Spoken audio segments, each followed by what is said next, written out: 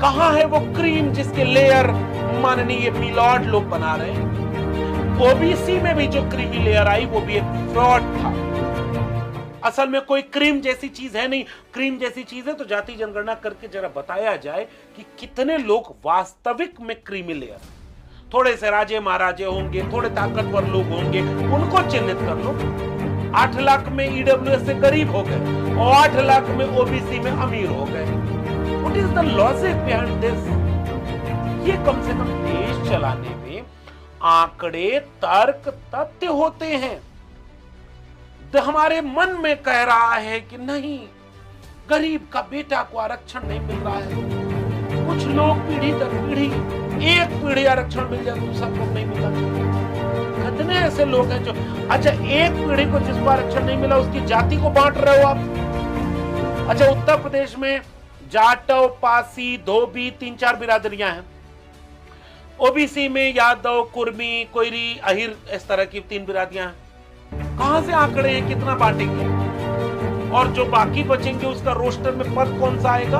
हम बार बार एक चीज समझा रहे हैं, अगर रोस्टर ऐसा बनेगा तो आदिवासी को 14वां पद मिल रहा था, आदिवासी 2 भागों में बांटे जाएंगे, तो पहला पद ही उन्हें अगर 14वां 15वां मिलेगा तो नया दूसरा कैटेगरी जो बनेगी उसमें तो 30-35 नंबर पर उसका पद आएगा। और कितनी वैकेंसी आजकल सरकारी आ रही है जिसमें 30-35 आ रही है, तो वो पोस्ट किसको मिलेगी? जिसके लिए आरक्षण बांट रहे हो और उप वर्गीकरण कर रहे हो, उसका नंबर कब आएगा, कितने साल बाद आएगा? इस पेचीदगी को असल में लोग नहीं समझते। आखिरी में मायावती जी ने बहुत शानदार बात कही। उन्होंने कहा कि क्या केंद्र सरकार के सॉलिसिटर जनरल, उन्होंने इस पूरे मुकदमे में क्या पक्ष रखा, वही पक्ष असल में नरेंद्र मोदी सरकार का माना जाएगा। केंद्र सरकार के जो मुख्य महाधिवक्ता हैं उनका पक्ष, सॉलिसिटर जनरल का पक्ष तो नरेंद्र मोदी का पक्ष माना जाएगा।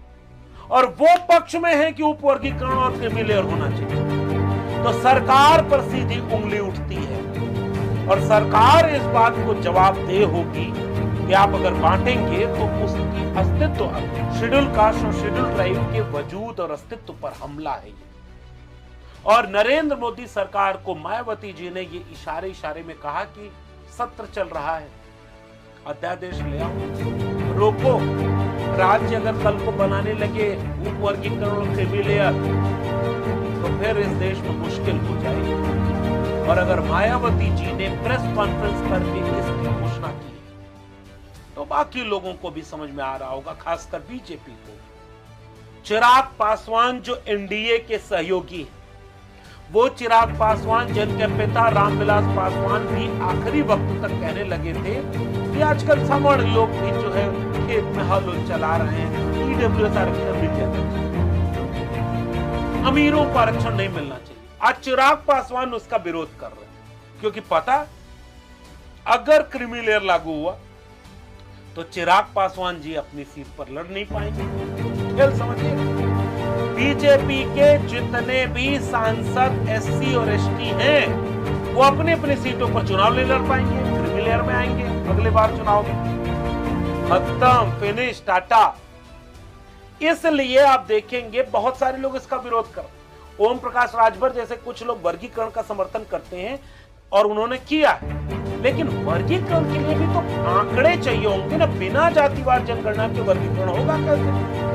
ये सबसे बड़ा पेच फंसा हुआ है। आप जातिवार जनगणना करा नहीं रहे, आप आंकड़े दे नहीं रहे कि where is the cream, cream कहां है। विश्वविद्यालयों में 5% भी प्रोफेसर उनके बने नहीं और उनको भी तुम बांटने चले हो कि सीटें वैकेंट रह जाएंगी। रोस्टर में वो सारी सीटें वैकेंट हो जाएंगी अगर ये सब डिवीजन हुआ, सब कैटेगराइजेशन हुआ और क्रीमी लेयर हुआ तो सारे प्रोफेसर लाभ से बाहर हो जाएंगे, समाज बढ़ जाएगा, समाज कमजोर हो जाएगा। कमजोर को कमजोर से लड़ा दो, बांटो और राज करो। ये असली पेच है। तो एनडीए के सामने मुश्किल होगी कि रामदास अठावले मंत्री हैं केंद्र में, चिराग पासवान मंत्री हैं केंद्र, अनुप्रिया पटेल मंत्री हैं केंद्र, तमाम और एससी एसटी नेता मंत्री हैं, विधायक हैं, सांसद हैं और इस फैसले का विरोध कर रहे हैं। अब इम्तिहान और अग्नि परीक्षा नरेंद्र मोदी सरकार की होने वाली है।